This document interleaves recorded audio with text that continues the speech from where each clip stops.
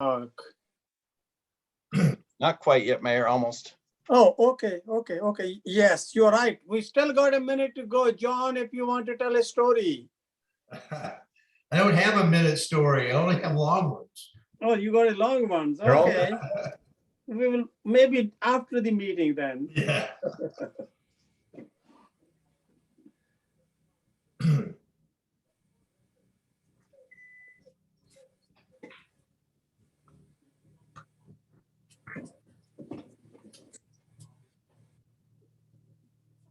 Promise you guys that I will see them. Okay, here we go. So I've got 5 o'clock. Yep.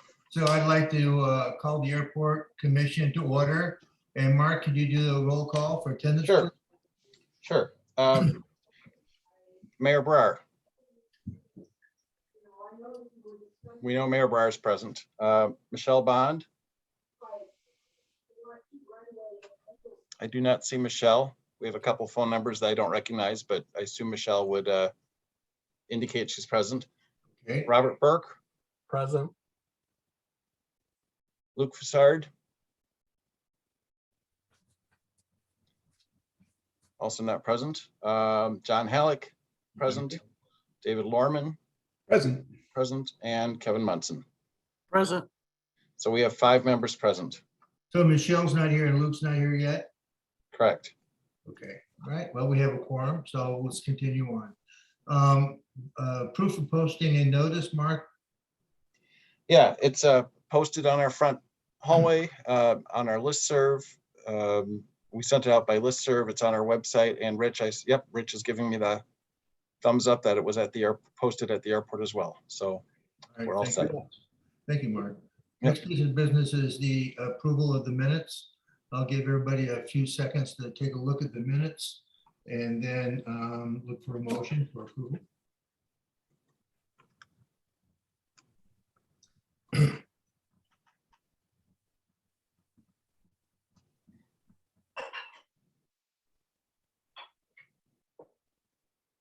I'll motion for the approval there. Okay, David has a motion for approval of the minutes. Do I hear a second? Second. Okay, so we have David first and Kevin second. Any discussion or corrections for the minutes? Hearing none, I'd like to call a vote. All in favor of approving the minutes, please say aye. Aye. Aye. Opposed? Okay, minutes pass. Next item of business is the chairperson report. Most of the activities in the month we'll talk about down below. I did include in the packet an email string from TDS for the project that I've been working on. And the TDS has confirmed that they're looking for the replacement of the copper with the fiber on the airport to be a project for spring of 2022. So that's great. It won't cost us anything. I worked very hard to get Charter to come to the party, but they weren't interested.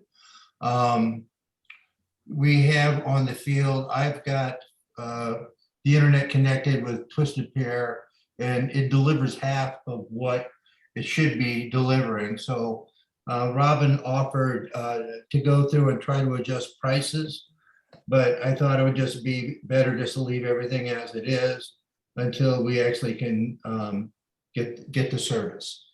And so this is the communications back and forth with TDS and myself. Any questions about that? No question, but thank you for your hard work on that. It looks like we're gonna have some high-speed internet next year. Yes, yeah. They're gonna run fiber. They're gonna replace all the twisted copper with fiber. So that's a good thing. So if it was hard work, does that mean it was tedious work? Yes, of course it was. So with that, Luke Fassard is here, by the way. you have to do that. I wish I hadn't been for that joke. Okay, all right. Is there no additional questions? Then we'll move on to the airport manager's report. Okay, can everyone hear me? Yes. Okay, very good. Neighborhood relations from October 23 to November 24th, 2021, there were 11, count them, 11 noise or overflight complaints. This is about a record low in modern times, the last couple of 3 years. Of these complaints, 4 were from one individual, 2 from another. 3 were on the city online reporting form, 6 via the city email, and 2 via phone. Again, upon investigation, the vast majority of these reports were for aircraft following the voluntary noise abatement pattern and procedure. 1 phone call or report was for 4 military helicopters overflying someone's home. And I did call and respond to everyone who wished to be responded to. We can't do a heck of a lot about the Blackhawks. No aircraft accidents or incidents were on the field as usual. We had 1 safety seminar hosted by by Maury Airplane Company in October. The subject was sectional charts, 42 attended virtually.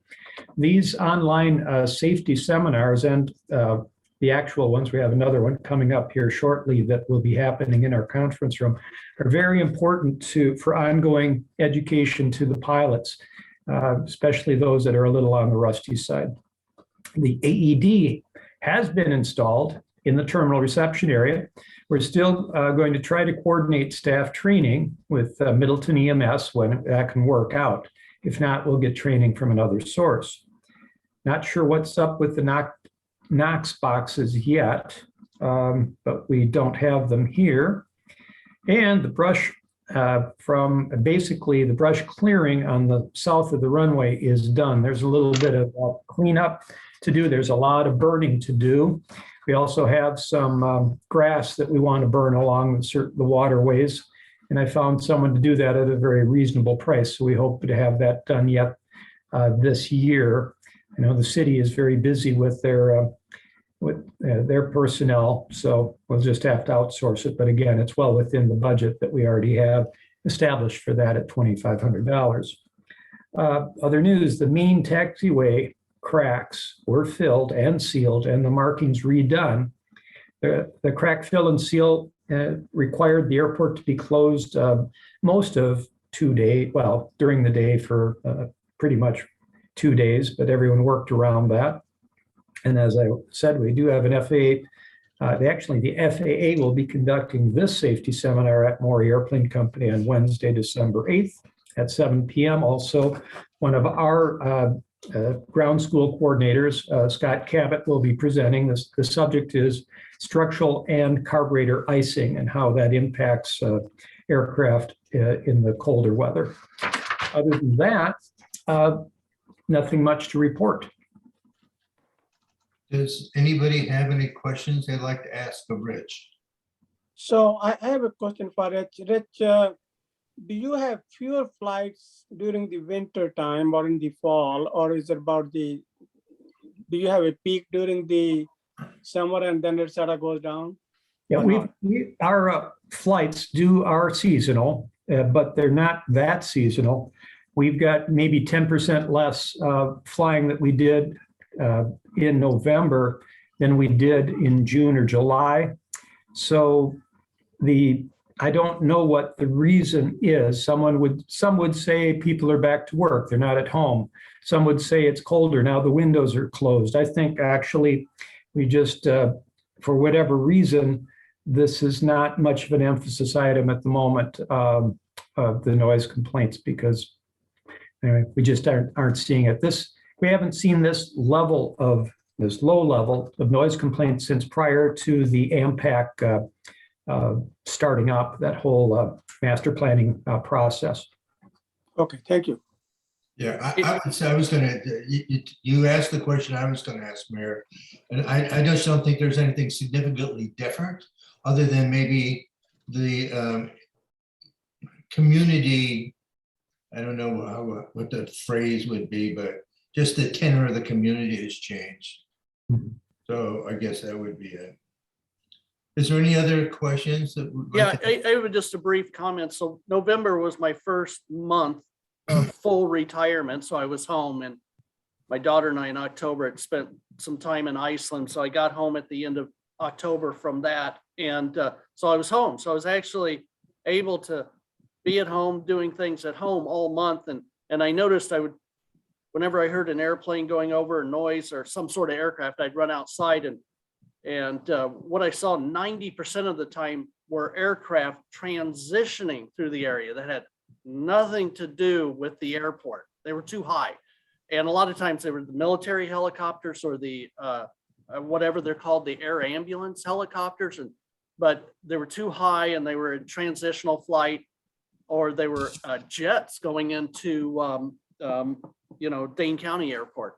So that's what I noticed. And I was wondering, hey, are we getting complaints from just aircraft transitioning the area that have really nothing to do with the operations at Moray Field? It looks like we got one, but this is my first time since I was 15 years old being at home for a whole month with just, not a lot to do. So, I mean, that's what I noticed. And so I just thought I'd mention that. It was kind of interesting. And looks like we got Rich? We had just one complaint, I guess, from the helicopters. But they Not were from the helicopters, but there has been, I mean, people have made this observation that there's an Airbus that goes over Middleton regularly going into Madison early in the morning, and people have been complaining about that. I mean, there's nothing we can do about it, to be honest. And having the airport here actually keeps the airplanes a little higher because they want to keep them away from our traffic pattern. So at least that's my understanding of it. John, if I can add to what, since we're talking about noise complaints as part of this report, and to what Kevin said, Kevin and I live a few blocks apart, so I hear the same traffic. I can very much verify what Kevin is saying. I've noticed in the last couple of years, in particular 3 years, that Airbus flight, well, maybe it's only been a year and a half, but I have noticed that we are for some reason under this pattern now for Madison.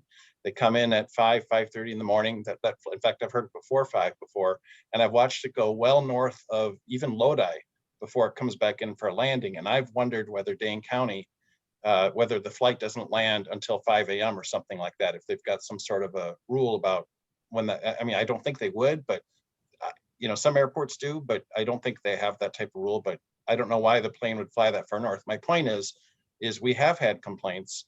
I don't, look at all the noise complaints like Rich does, but I have seen that one. And I have, I know for a fact that that's the source of some of our complaints.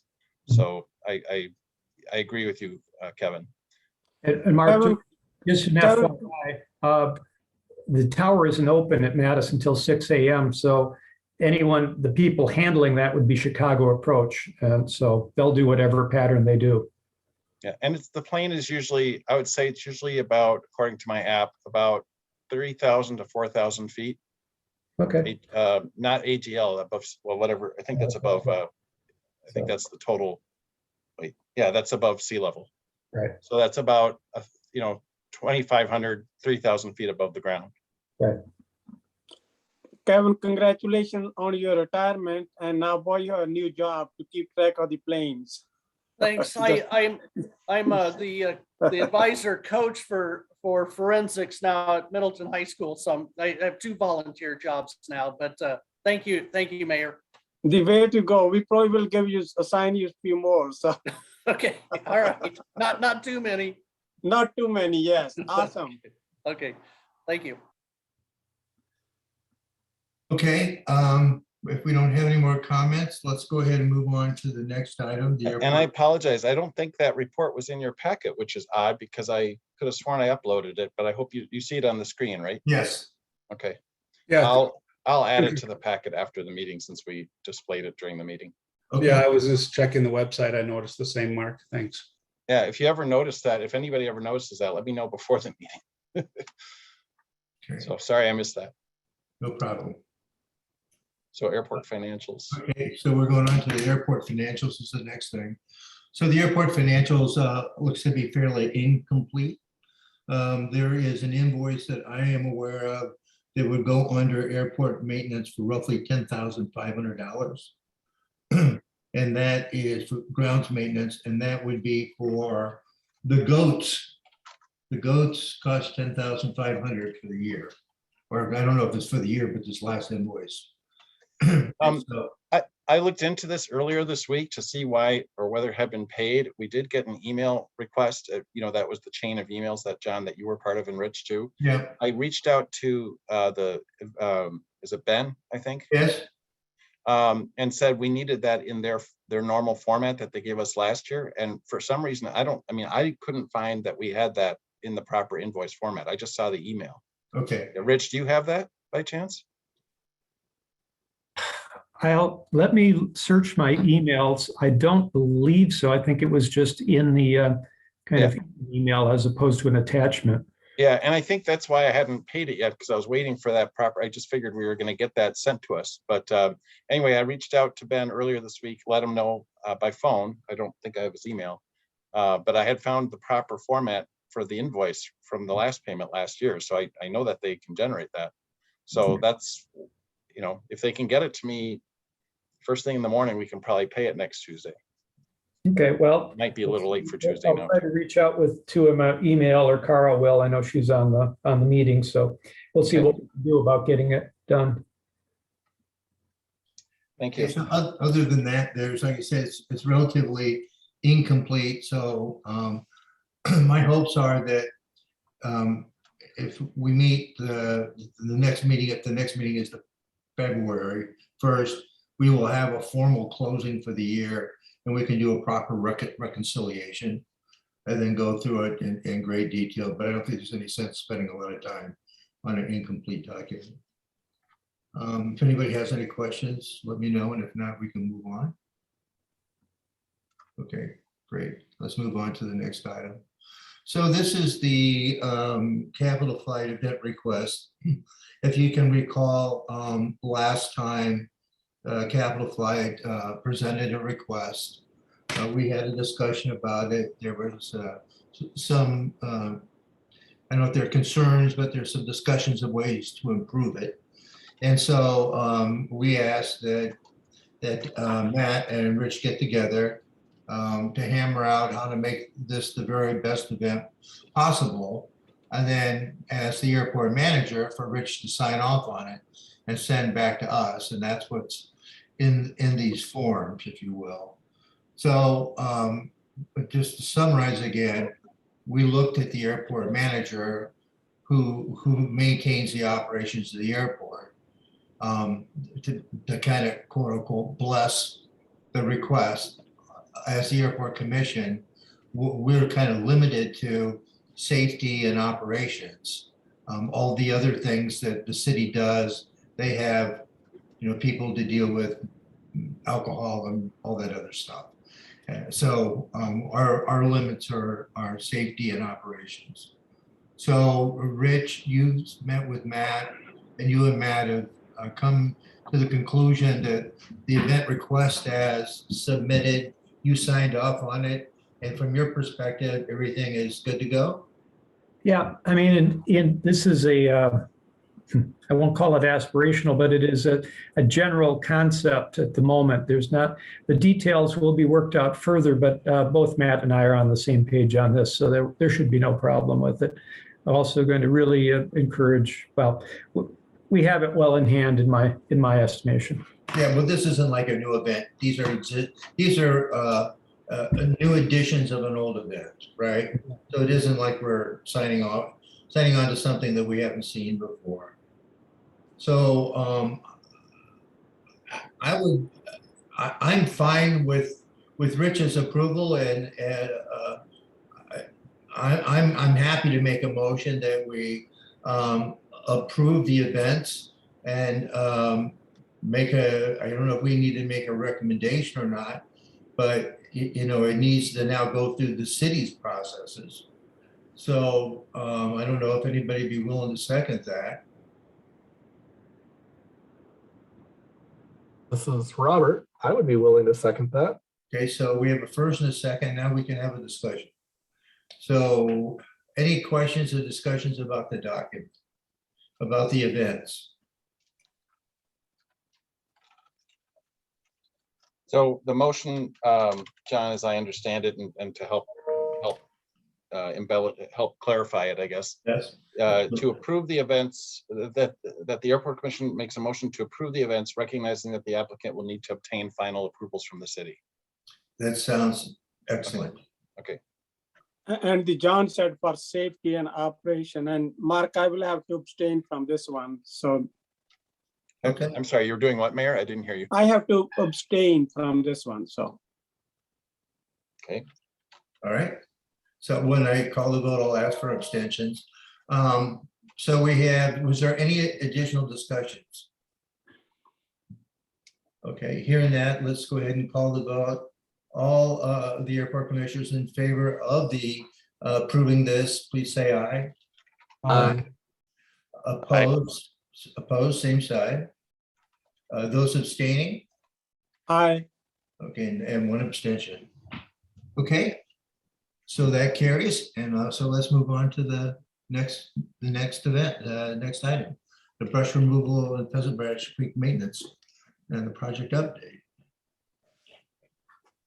So I attended the Stormwater Advisory Board meeting on behalf of the airport, and I wrote some meeting notes of it. So I'll give you kind of the very high level summary of it. So we're obligated through the FBO agreement to perform all exterior maintenance. And out of the FBO agreement is section 7B, exterior maintenance. And so it's our job to make sure everything's clean and the grounds are trimmed and everything is in good order, if you will, including ditches, and ditches are actually man-made topology, if you will, to facilitate grading. We're really not obligated to maintain stormwater. And the Stormwater Board actually recognized that early on.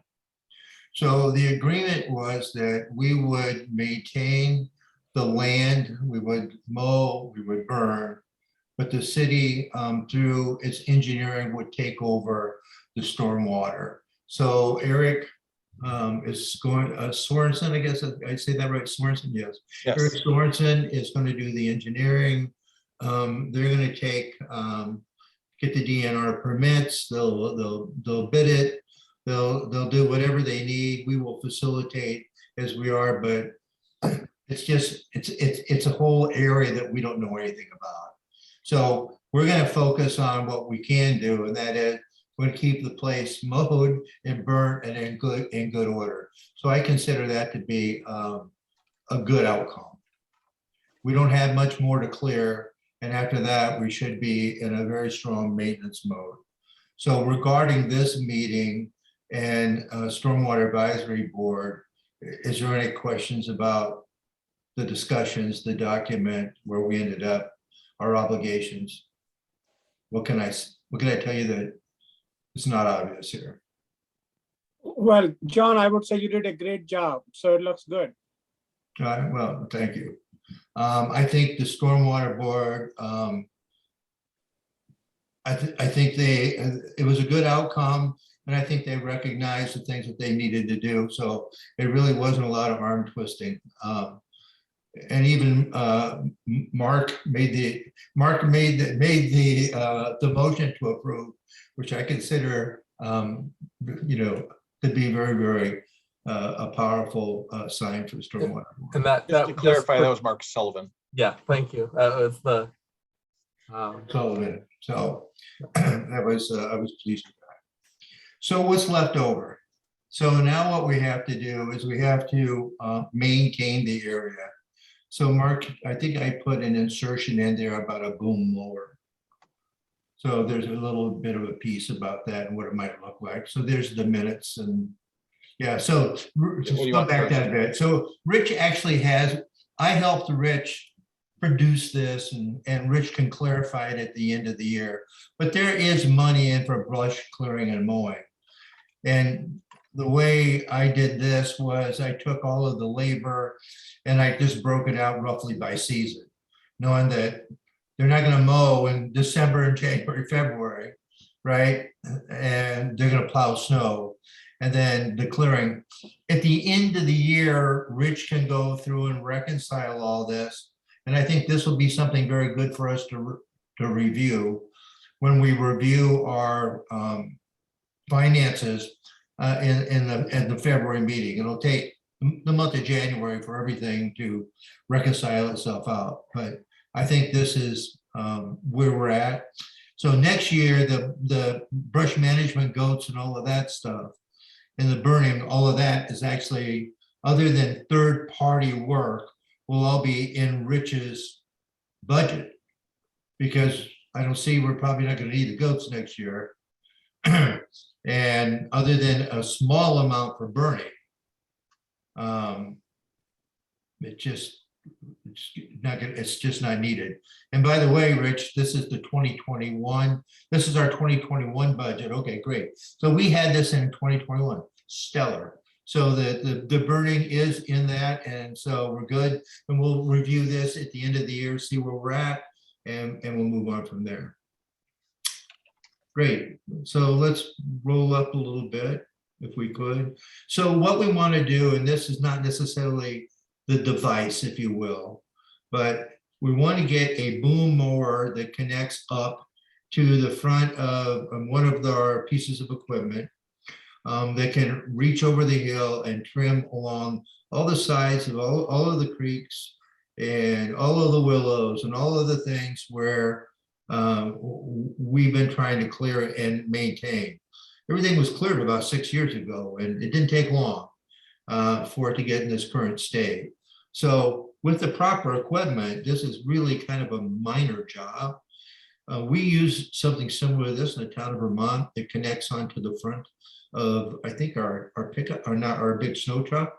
And then we maintain all the right of ways. This arm even reaches up into the trees and cuts some of the overhanging stuff.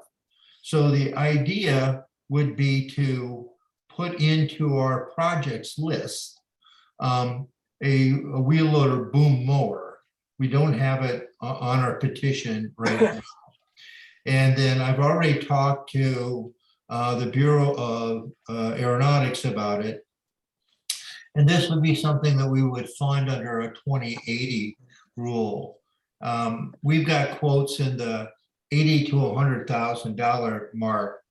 Let's just try to put that into perspective, if you will, on a couple of things. First of all, the goats cost $10,500. And if you have them back, you got to spend another, you know, you never end. If you buy the right equipment, our guys can do this in, you know, days and keep it in good shape. And I suggested to the city, although I'm not sure all of the ins and outs of it, but I would think a device like this might be good for the city to use to clear some of its other areas if it doesn't have such a device. So I'd like to recommend that we put a wheel loader boom mower in our petition. We add it to our petition.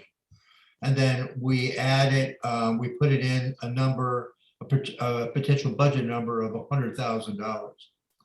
So again, we replace the goat, but also what you don't see in our financials is we have 2 CARES payments coming next year that we have not contemplated. And the CARES payments are $23,000 each. So we have another $46,000. And so I think if we move some money around, we'll be in very good shape without impacting our budget to tool ourselves up to really keep this place well manicured with the equipment that we have without using a lot of third-party contractors other than potentially burning. So that's my thought process. I've had the engineers out, we've looked at the sites, I've talked to the BOA. I guess, Rich, you want to jump in here for a second? This is something your guys use. Yeah, John, it's to finally have the equipment available to actually do the maintenance on those waterways would be fabulous for us because our hands were tied. As you could tell, even, you know, this was not, they were not designed to be mown easily, not with our conventional equipment. Now, there are aspects of what we want to do. I mean, we can use this equipment very effectively throughout the entire airport. We can use it during the winter when the grounds are more firm to go out in the softer areas and clear areas. I don't know that we want to completely get rid of the goats. There's some areas that they certainly can be used for grazing. And if we want to establish natural or native plantings along that creek bed to make it even easier to maintain and try to crowd out the invasives and maybe crowd out the willows, I think that they may be part of that. But certainly they'd be a much smaller part than they were this year. This was a huge undertaking that was done. And when you look at the before and after pictures, you can tell exactly what we accomplished out there. But anyway, I am absolutely in favor of getting a boom mower, and I think it could be great. I do believe it's legal for the airport to lease that out, but as long as the money comes back to the airport fund. But I'd have to look further into that, and that would, again, it would just be to the city. So anyway, I'd be all in favor of it. So with respect to the natural landscape, our obligation is to mow and burn. That's it. When the city redoes the waterways, I've asked Eric to make sure that it's maintainable, i.e. mowing and burning. But, you know, we're not planting, we're not putting rocks, you know, along the side. That the city owns that. So take that out of your mind. We're gonna mow and we're gonna burn. And the remediation of all of that other belongs to the city, and we'll do what we can to help them. But you know, we don't want to get beyond our expertise of picking native plants and all this other stuff. I mean, that's just, come on, that's not airport maintenance. That's something else. So we're not, I don't want to tool up for that. So this is just one piece of equipment here, and it gives you an idea of what it costs. And all of this went to the Bureau of Aeronautics. They've seen all of it. We still have a lot of research to do in terms of which machine it goes on. You know, who's the vendor? I mean, we want to do our homework and make sure we do it right. But this is just indicative. Like I say, I'd like to make a motion that we add a wheel loader boom mower to our projects list in the amount of $100,000. Does anybody care to second that? Okay, I will go ahead and second it. Okay, so we have a first and a second. And so is there any additional discussion? And the project list doesn't list the price, just so you know. We're just going to list it as we want funding. We want it to be eligible. I thought that on our list, we had an indicative price. And if we do, we'll use 100,000. And if we don't, fine. We don't, if we don't need it, we don't. The petition that you'll see it here for the next item, but they don't have dollar amounts with them. They just need to be listed for eligibility. Yeah, whatever is required for the petition list, that's whatever that is, Mark, is fine. You're up on it, maybe better than I am. All right, so we have a first and a second. Any additional discussion? Okay, I'd like to call a vote. All in favor? Just 1 second. I'm sorry. Yeah. Josh Holbrook has his hand up. I don't know if you saw that, and he's. No, I can't see any of this stuff. I'm out in the cold. Okay. He's unmuted now. Can you hear me? Josh. Okay. I don't know if I would be so specific. I would call it mowing equipment. Okay. Because if something changes, you're limiting yourself to that piece. So just mowing equipment. Captain, that's what we'll put down. So I'll amend my motion to be just mowing equipment. I second the amended motion. Okay. We have a first and a second. If there's no additional discussion, I'd like to call a vote. All in favor of adding the mowing equipment to the project list, please say aye. Aye. Aye. All opposed say same sign. Okay, motion carries. All right. Next item up is the migration from leaded to unleaded fuel.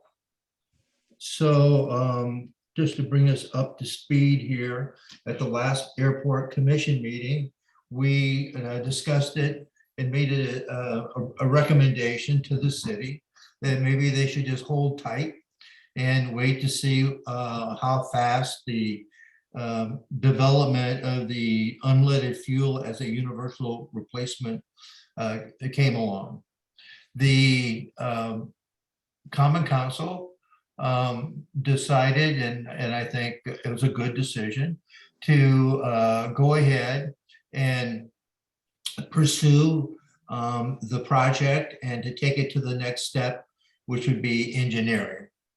They approved for the project $30,000 for engineering. After that approval, I went to Mead and Hunt and I asked Mead and Hunt about engineering, and they said that they subcontracted their engineering out to a company called Endpoint. So I sent photos and had a discussion on the concepts and the plans with Endpoint, and that resulted in a proposal. I don't know if we have the proposal in the package or not. Mark? Yeah, it was in there. Yeah. Are you talking about the resolution or the? No, the proposal. Okay, the proposal. Okay, that this, I'm trying to go through the steps here. No, I got it. Okay, so this is the proposal, and the proposal was for $16,000. I think my original estimate was $30,000, and I took that as a percentage of what I thought the project was going to be based on, you know, the standard ratios that the BOA uses.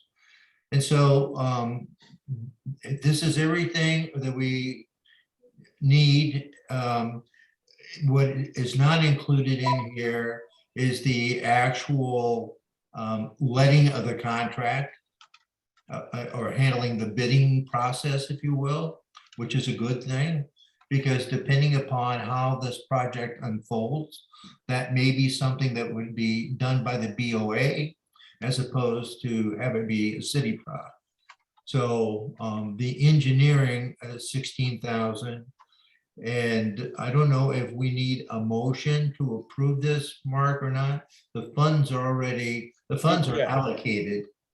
My only question, John, and I emailed this a couple of weeks ago, was the caution about when we seek professional services, do we, you know, have we dotted the i's, crossed the t's when it comes to following the city's rules for requesting professional services?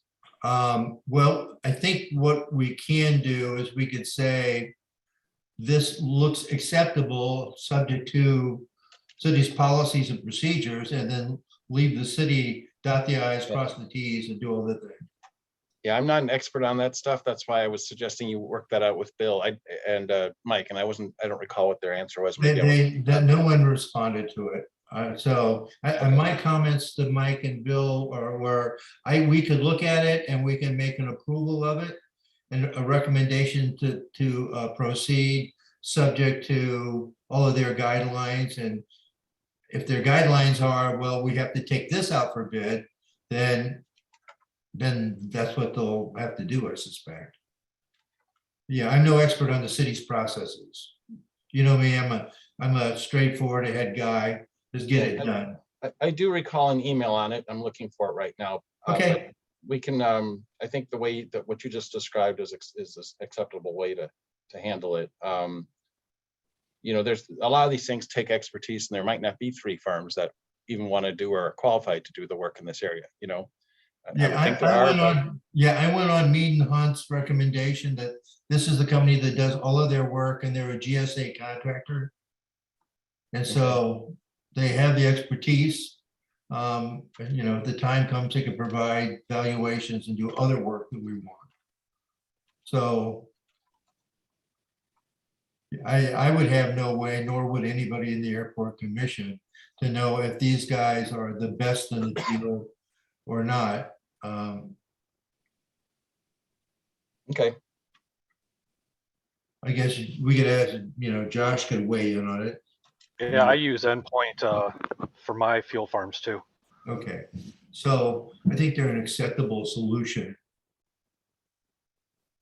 So the one question, this is Robert. Yeah, The one Robert. question I had, Yes, their fee estimate was the $16,070. yes. And I wasn't sure if that takes us through 100% design. Because they do break it down at one point to 30% design, 60% design, 90% design, and then final work up to 100% design. And I just couldn't tell from their document whether that $16,000 gets us all the way to 100% design. As I understand it, well, let's go back to all the actions in the first 2 pages, if you will, right? And so project 100 available, it's understanding the scope, they're going to install a tech, then they're going to rebuild it all. Based on a review of the project, develop conceptual fuel plan, be prepared to do the design drawing and specification for the selected fueling system. They include the system figures, description, specification, components, product information, everything necessary for the procurement and construction of the system by a qualified bidder. To me, that sounds like it's a bid package is what I asked them for, right? It's everything we need to solicit bids. And I think you're right.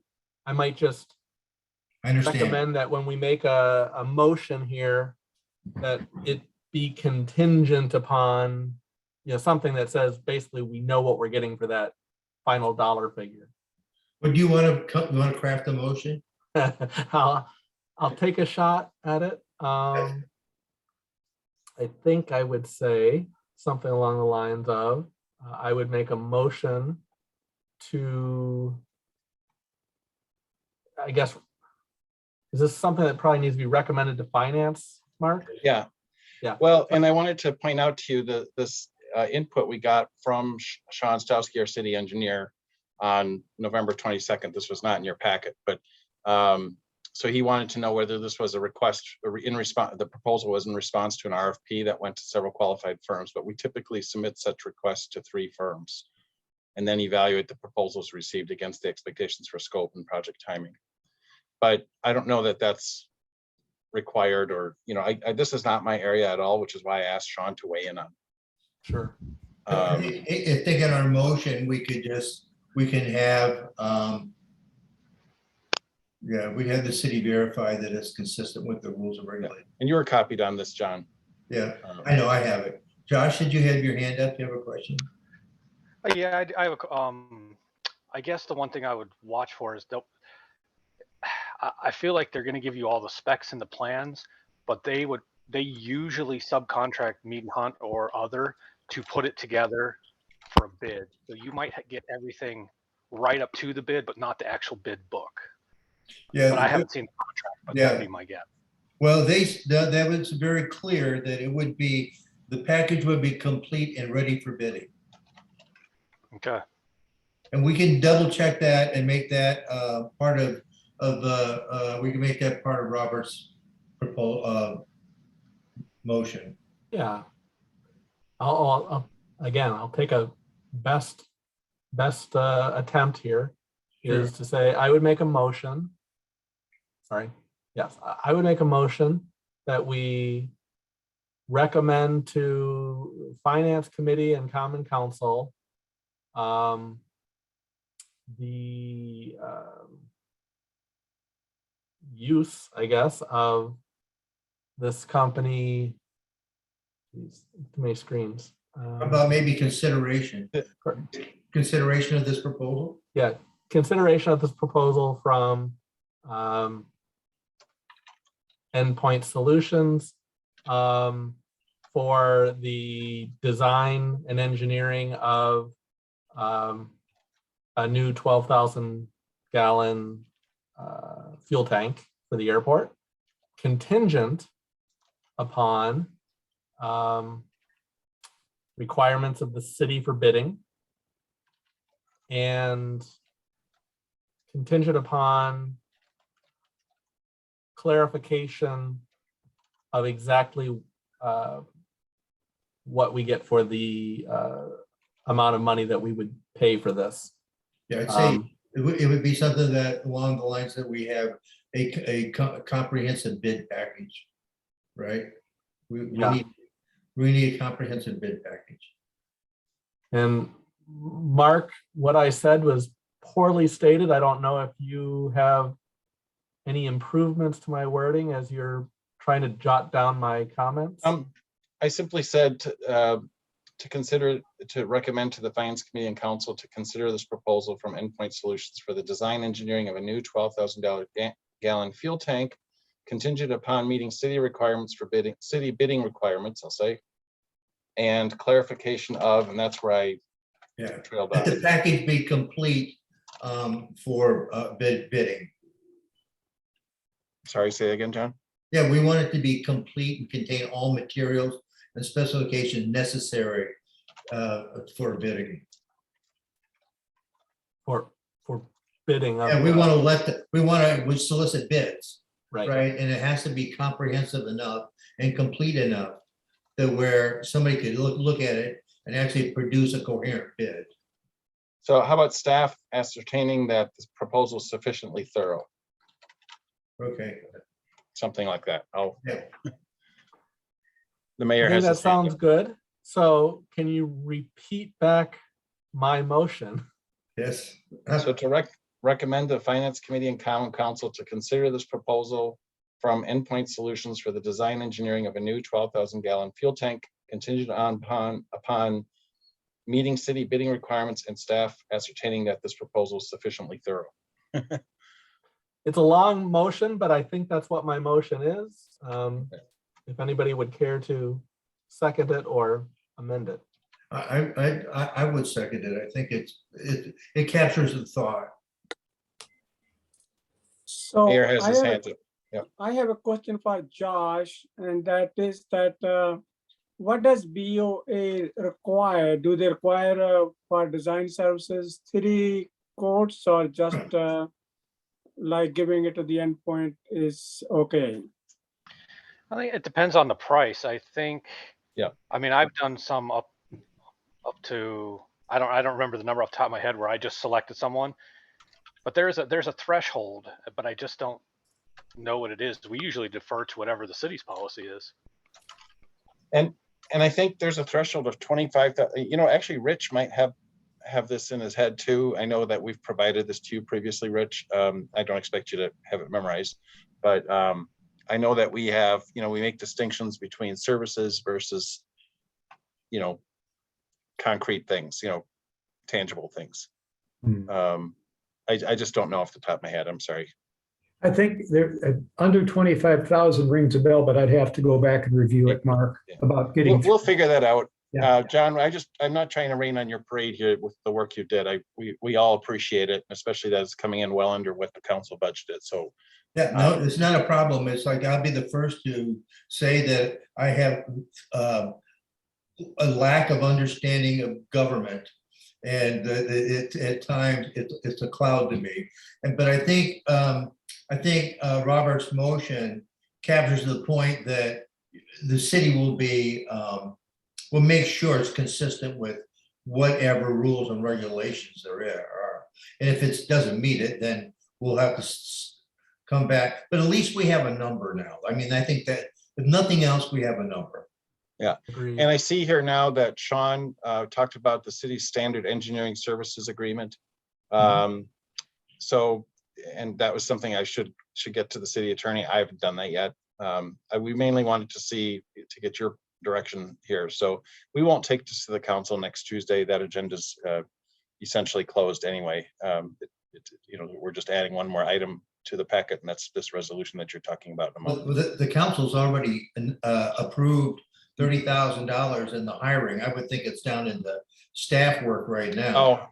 Oh, that's possible too. Again, I just don't deal with this type of thing on a routine basis. So we'll figure it out. Yeah.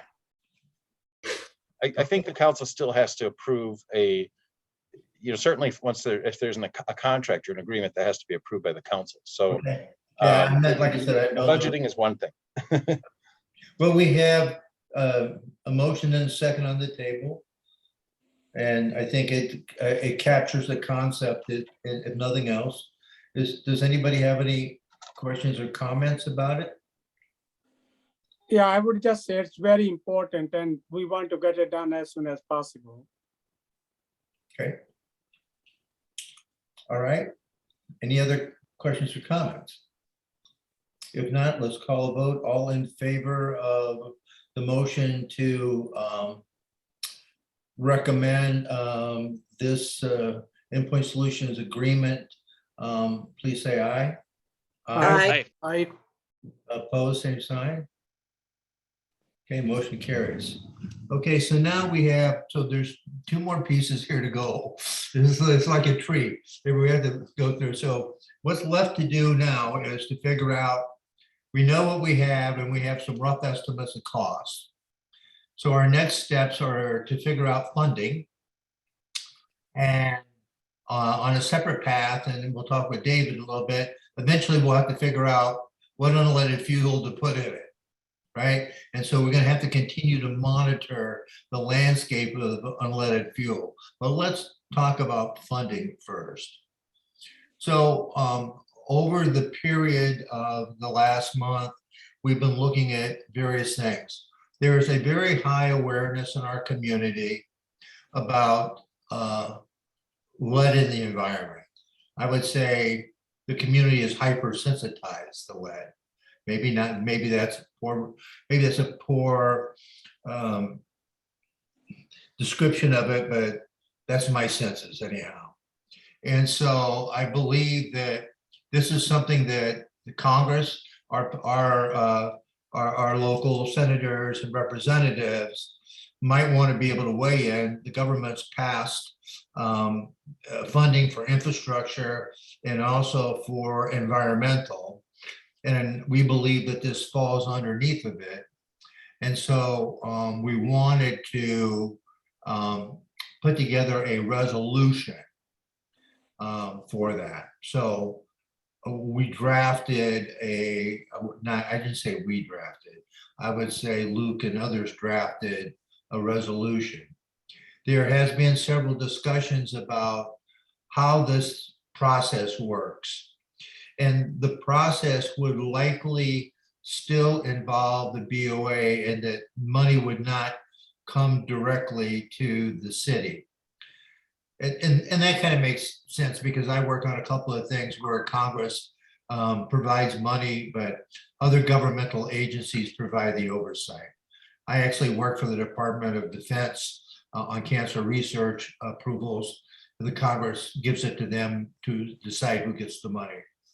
So it's going to have to go through the right processes. Part of that process is also going to be to add the fuel farm modification to our AIP list of projects. So before we talk about the resolution, I'd like to make a motion that we modify our project list to include the unleaded fuel farm modifications for unleaded fuel. I think that's I second it. okay. So the mayor seconds it. Josh, This is what I suggested, John, this is what I suggested at the bottom, fuel farm acquisition and upgrades, including purchase of unleaded fuel tank. Is that? Josh, is that a thumbs up? Fuel farm acquisitions upgrade. Yeah, I think that's fine. Okay, great. All right, so that would be the item that we would add. And so I have a first and a second. Is there any discussions about that?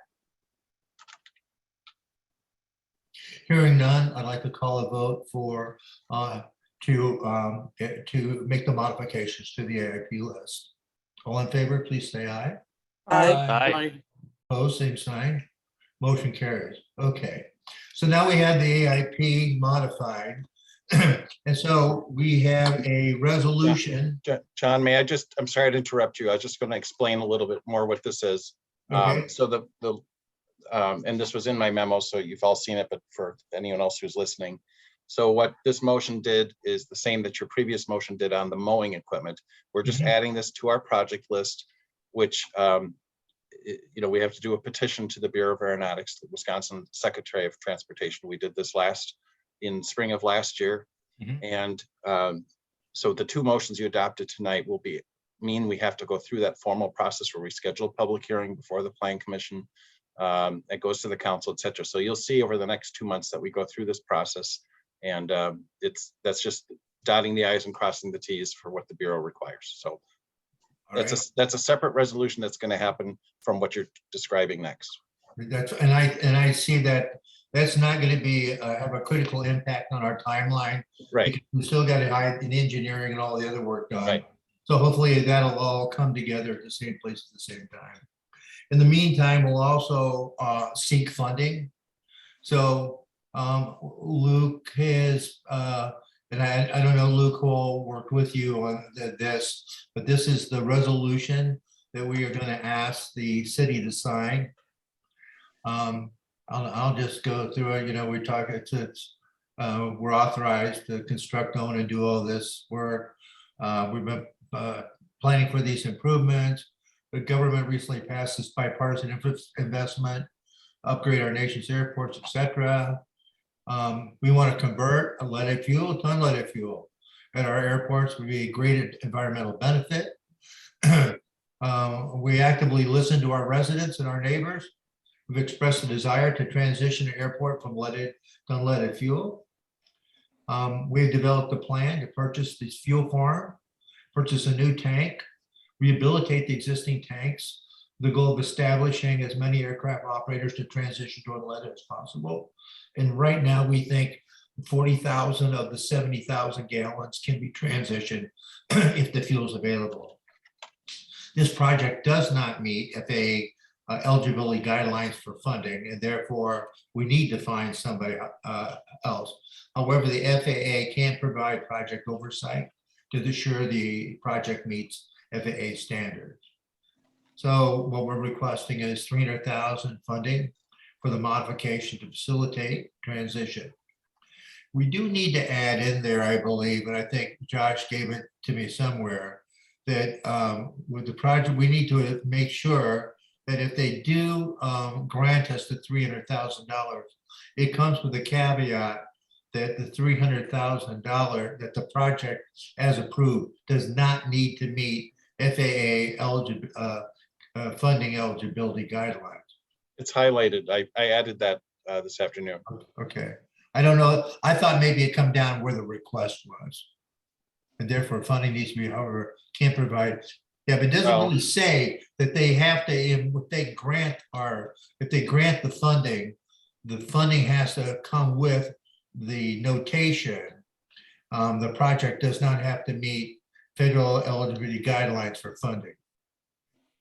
Josh, I'm going to call on you again. Language? Yeah, I'm going to say this. I think for a fuel farm, that's the only way that you'd be able to get through this, is if the congressman or congresswoman says, yes, here's the money, and it does not, they have to write it in there. It does not have to meet eligibility standards. So we need to have that in. So we request $300,000 federal funding for the modification of the fuel farm to facilitate transition, to include, and then something that, the funding has to include the notation that it doesn't have to meet FAA eligibility guidelines. So I don't know where that, Luke and Mark, where you need to put that in. Again, I think we're having a discussion about semantics here. Okay. Well, as long as it's clear, I'd hate to have them say, here's $300,000 and they give it to the FAA, and the FAA says, nope, sorry, we can't use it. So you're saying that the paragraph that we added up here under the whereas clause should essentially be under the resolve. No, I think that still needs to stay there, but we need to just say when we ask for the money that, I'm sorry, I'm talking and thinking at the same time. The fuel farm, whereas the city of Middleton requests $300,000 federal funding with the understanding, or for the mutual airport fuel farm, or to facilitate transit of unleaded fuel, with the understanding or something that the project does not have to meet FAA eligibility guidelines, period. The funding would include new sentence, the city of Middleton's purchase of the existing farm, the addition of new components, inspection, painting, and maintenance. So I added the qualifier at the end, and then I just started a new sentence. Right, we're gonna edit this right here so I get it right. Okay. Not a problem. So let me just say it out loud again. The city of Middleton hereby requests $300,000 federal funding for the modification of Middleton Municipal Airport's fuel farm to facilitate transition from unleaded aviation fuel to aviation fuel to unleaded aviation fuel. We asked for funding with the notation. So after fuel, the last sent fuel before the to include with the notation that the project does not have to meet FAA funding guidelines. And then take the to include and then move that to the next, start a new sentence with that. So after fuel to include, and then I would move that down below and then say what to include the following, and then you've got the 3 bullet points.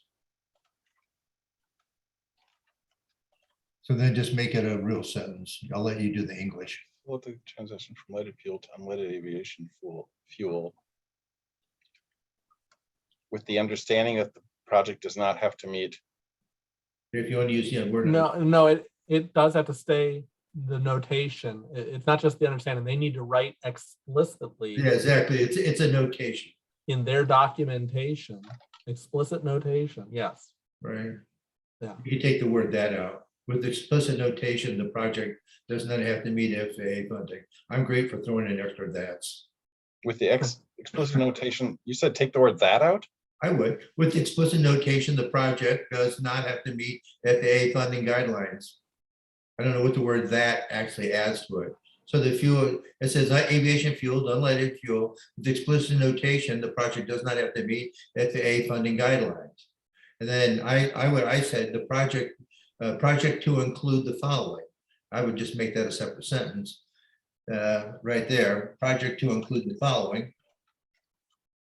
Or will include the following, and then list. So now we've asked for the money.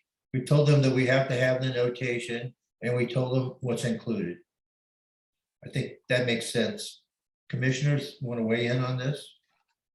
Robert, Robert and Luke, you're the drafters. Yeah, I mean, I think it gets it across. Basically, what we're saying is that when our senators and representatives approve this, their approval needs to have this explicit notation. Yes, that's Because correct. that's otherwise the FAA will say, well, that's all fine and good that you got your elected representatives to say this, but it doesn't give us what we need unless it has this explicit notation. Yeah, So- because if they run if they use the FAA and BOA for project oversight and just give them the bulk money, the money can't flow through to the project because it doesn't meet guidelines. Right. I understand now why I understand the importance of putting it here. This was helpful. Thank you. Okay, so that's why that's there. So make sure you save that version someplace. I'm having problems with uploading it right now, but I saved it in a Word document, so we're Okay, good. great. Okay. Luke, you're the original drafter. Are you good with this? I am, John. Yep. I really Making a appreciate, by the motion way, or- all you folks work on this kind of stuff. I can make the calls. I just can't write these kinds of things. So, okay, great. So I would make a motion that we recommend to the city adoption of this request to the Adoption of this- Congress and the BOA listed. Adoption of this resolution. Yeah, the adoption of this resolution. Yep. I guess that'd be all we need, right? Yes. Right? Anybody second it? I think Luke should second it. I will second that. Okay, So we have a first and a second. One more read through. Are we all good? Mayor, you good with this? Yeah, I'm good, but I do have 3 questions, and I will start with the first one. It's for Josh and you. Yeah. That number one, it's good that we are getting started with this one, but I want to know how can we make sure that it gets done as soon as possible? That's the first question. I think what we are doing is great. And the second question is that how to ensure that all planes, once the unleaded fuel is available, use unleaded fuel only. Now, from what I looked at the table is it's 40,000 out of 70,000 gallons would be unleaded. Mhm. So we need to work on that one. How could we make all 100% of them using unleaded? Well, so these are the 40,000 gallons that can legally be used by these aircraft. The other 30,000 are not qualified to use unleaded fuel. The owners of those airplanes, I talked to all of them electronically or otherwise, say that if there's unleaded fuel on the field, they would be happy to use it. Okay, so we will get 100% of compliance quickly then. Well, Yes, but John, the other 30,000, they have a fuel that works. It should work on all the airplanes, but the government requires a certain amount of testing in these different configurations. So they have the fuel now, finally. yes. But the government of the United States of America is saying before, you have to take it configuration by configuration, like single engine plane with turbocharger or whatever. There's this matrix. It's like design of experiment. Gerda, remember we did design of experiment? They're doing a design of experiment to include all the airplanes. They're not quite finished with that testing. The government is saying you have to finish the testing, and then the other, whatever, 30% of the airplanes or 40% can use that. So that you come to one of the next topics, and that's going to be what we put in the tank, right? And what you're talking about is a universal fuel. Now, this thing is not going to be in the ground and serviceable until a year from now. It'll probably be next November, December, if we stick with it, consistently. Is it fair to make the analogy that like a 57 Chevy, like some old vehicles can't use unleaded fuel? Is that a fair analogy? No. No. Okay, then I won't talk anymore about this. I have no idea. Yeah, it goes the other way around. It's the high performance, high compression engines are the ones that kind of need the lead. So Kevin and John, is there anything which we could do that they could expedite it, or they're already doing it to make sure that,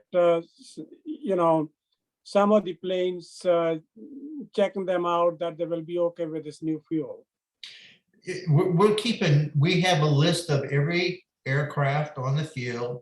We have a list of what engine is in that aircraft. And we've got David Lorman, who we're going to bring up in a minute once we finish the rest of this.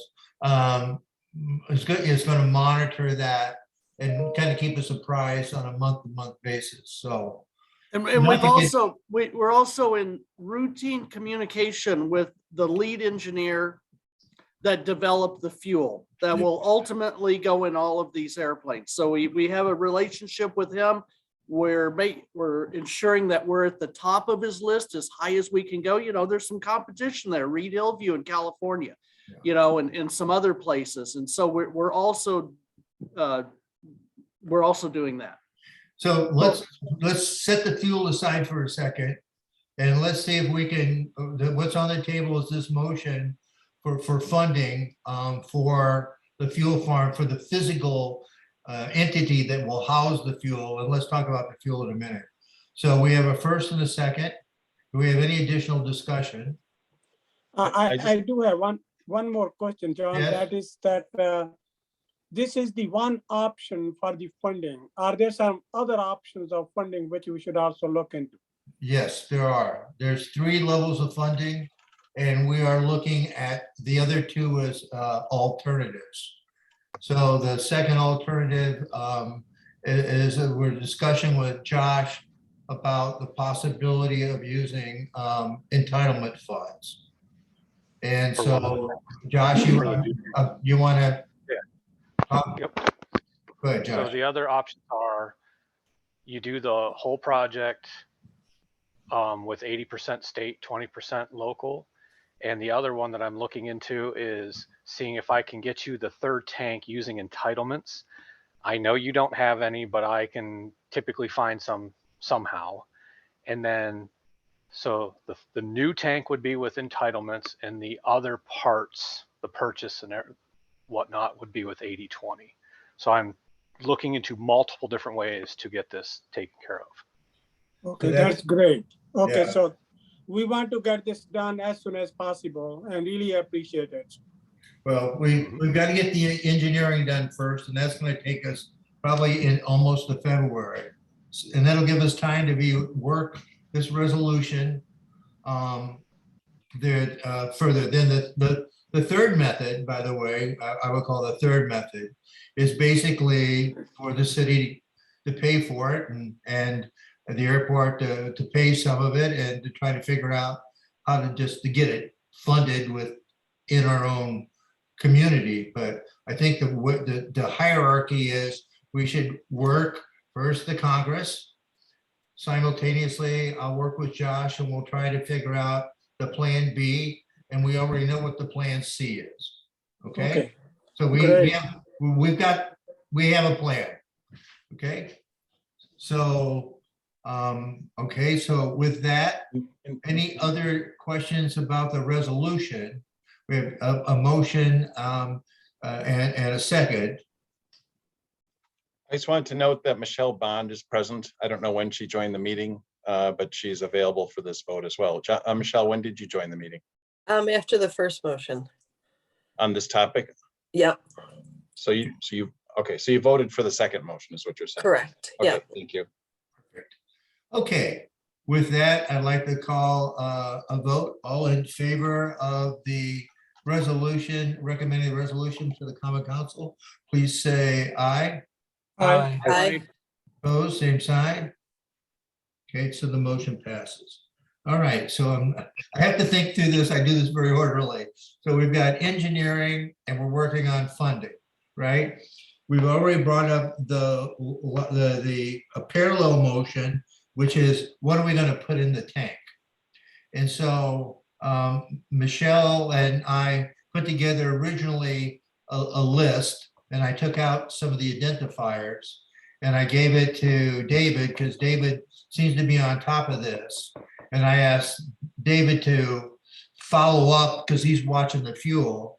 And I think, Kevin, if we can get David connected or the two of you connected to George Braley on the G1000 UL, I think a lot of these where we're saying no are actually yeses, because I think there's an AML that says any plane that can use a 94 UL can use the G100 UL.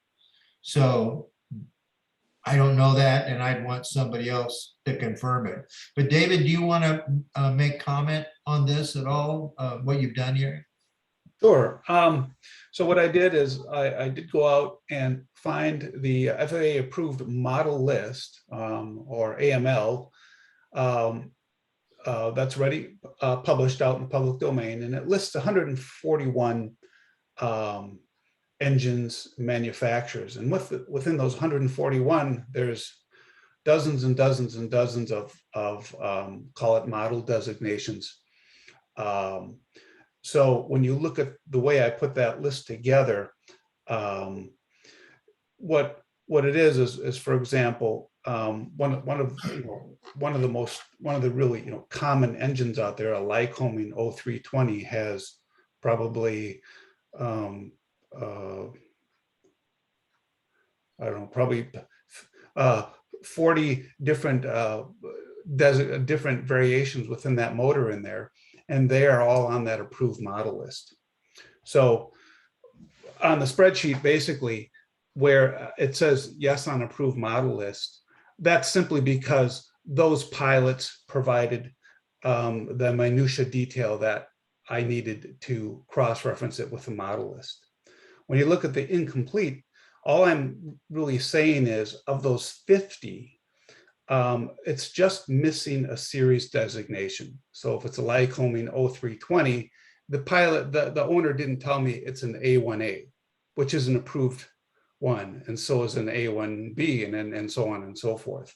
So the other thing is, of course, those engines are already 94 UL approved. So you have just a carry through. It's already 94 UL approved. Now I'm just was looking for the extra details to say, yes, it really is approved and it's on that model list. And doing a little bit of digging around, I actually went out to some N number lookups. I didn't realize that some of the N number listings of aircraft list that detail. And sure enough, when I looked that up, those airplanes, some of those engines were actually fully approved. So the incomplete would become an actual, absolutely a G100 UL approved. And that's really all it boils down to. Where the ones where it says no, not on approved list, that was, I didn't find that engine listed on the current approval list. And that's what that boiled down to. So that's where we would get more valuable information, you know, from the actual engineer and manufacturer of this fuel. Because what they're saying is, obviously, it's a 100 octane fuel, and this is going to be a replacement for the unleaded. But you know, we don't have that in writing. So the 94 UL will never be a universal fuel, but the G1000 UL has the prospect of being a universal fuel. And if the G100 UL has an AML that says any aircraft that runs 94 UL can use this, that brings those two in parity and makes it the preferential fuel from a utility standpoint. However, I believe that the 100 UL will be $1 a gallon more than the 94 UL, and people might choke on that. But what I'd ask you to do, David, on behalf of the Airport Commission, is try to stay on top of this. Yeah. And keep track of what's approved and what's not.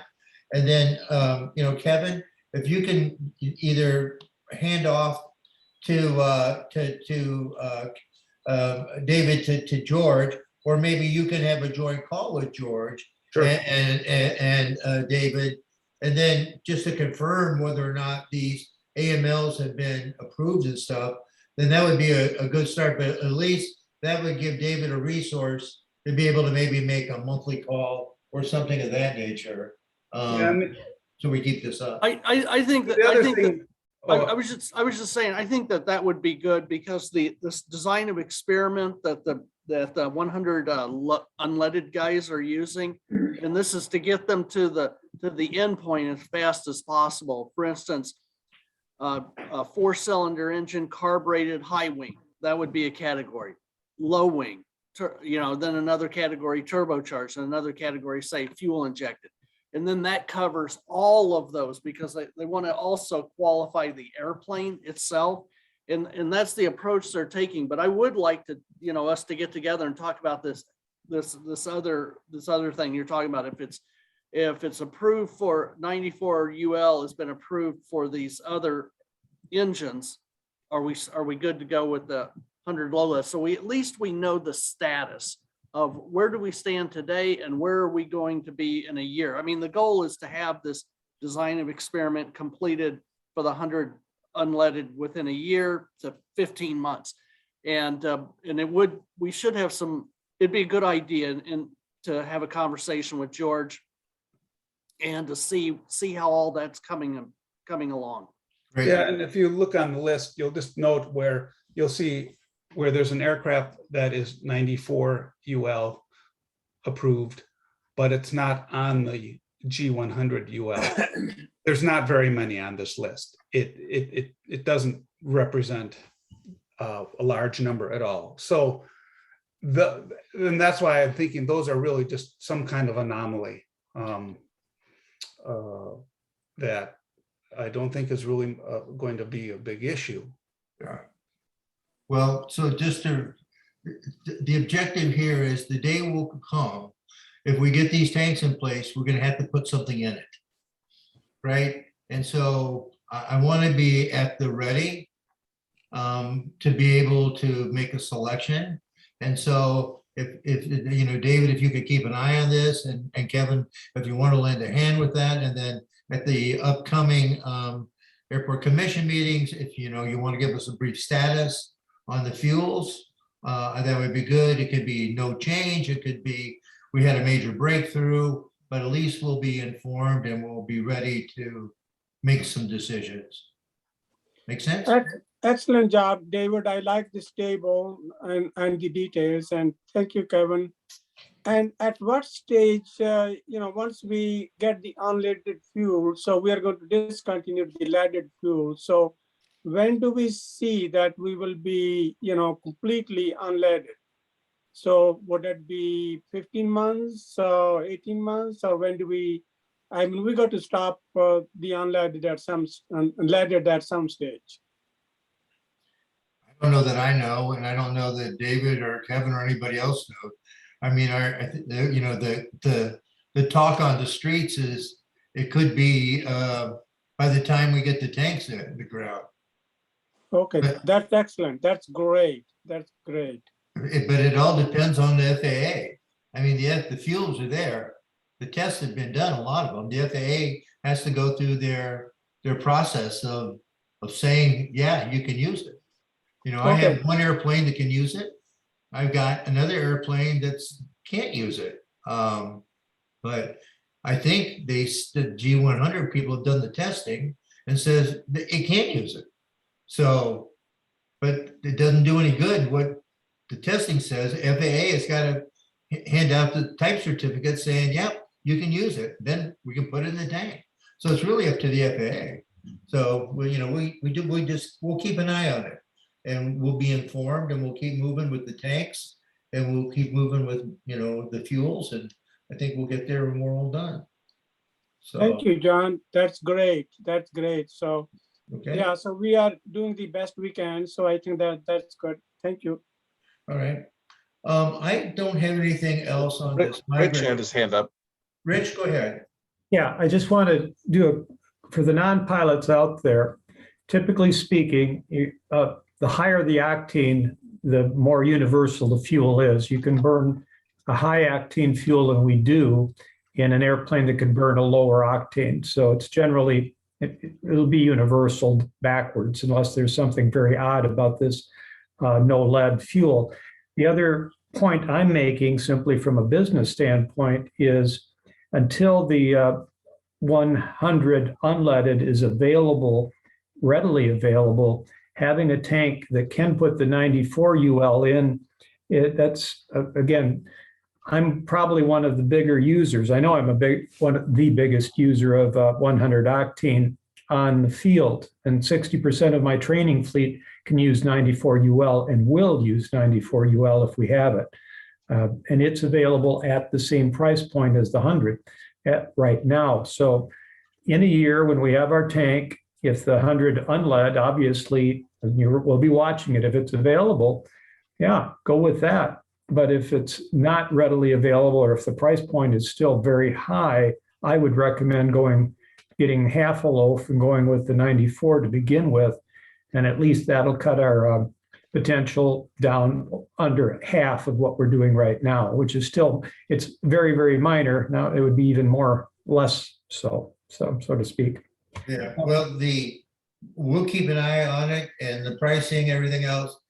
My senses tell me that if G100 UL becomes a universal fuel, that the EPA will tell the FAA that airplanes can't use 100 low lead anymore. Yep, then we have no option. And then there'll be no option. Yep. So that's, if I was to look into a crystal ball, I would think that might be the ultimate outcome. So anyway, we'll keep an eye on it. You know, the other thing we haven't really looked at that I think is important is what is the lifespan of the fuel in a tank? how long can it sit in the tank before it's, I don't know, I guess I use the word go stale. I mean, based on our utilization rate, right? Are we using enough of it to keep it fresh? And I think that's a good question to ask George and to maybe ask the Swift people too.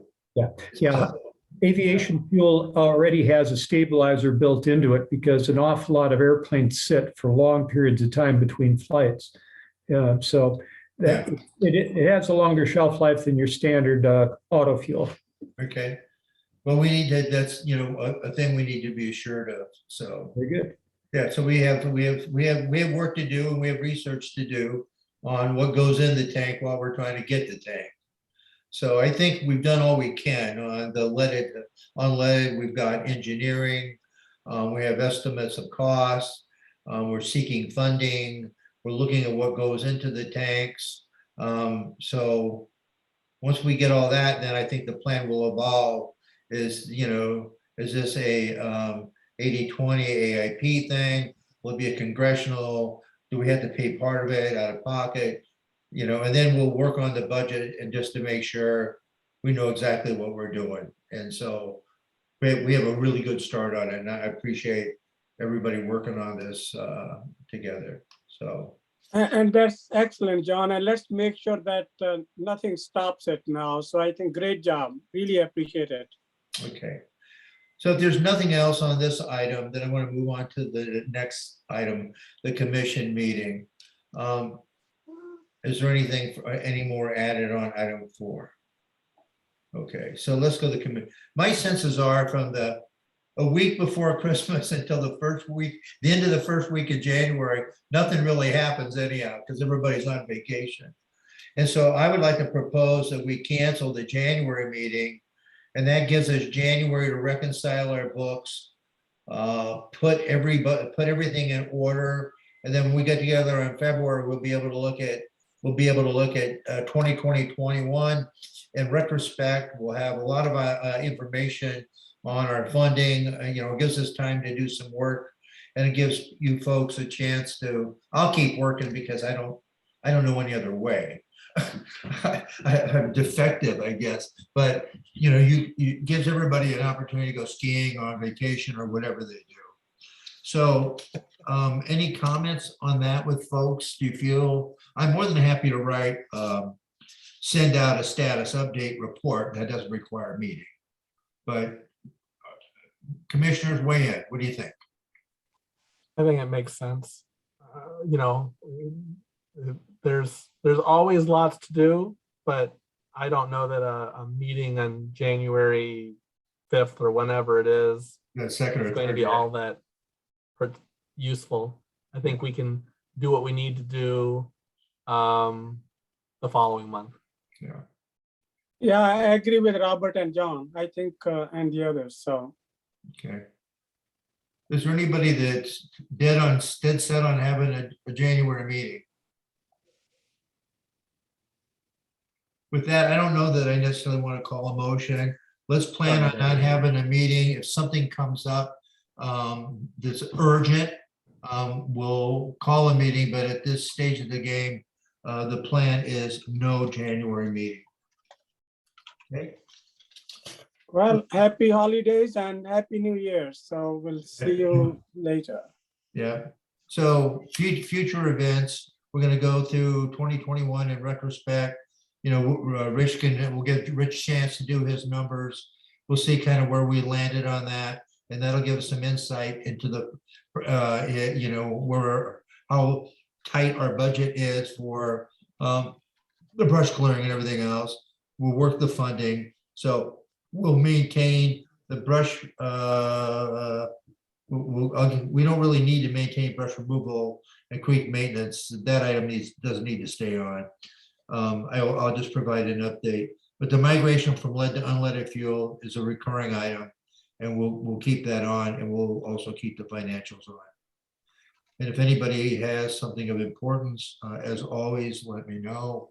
We will try to make sure that we get everything on to meet everybody's needs. Okay. Does anyone like to make a motion to adjourn? I can't believe it. I make a motion to adjourn. Mayor makes a motion to adjourn. Do I hear a second? I'll second it. Okay, David. So we have a first and a second. Do they have any discussion on the topic? If not, all in favor of adjourning, please say aye. Aye. Aye. Opposed, same sign. Motion carries. We are officially. Happy holidays, adjourned. everybody. Yeah. Thank Thanks, you. everybody. Thanks, John. Yeah, happy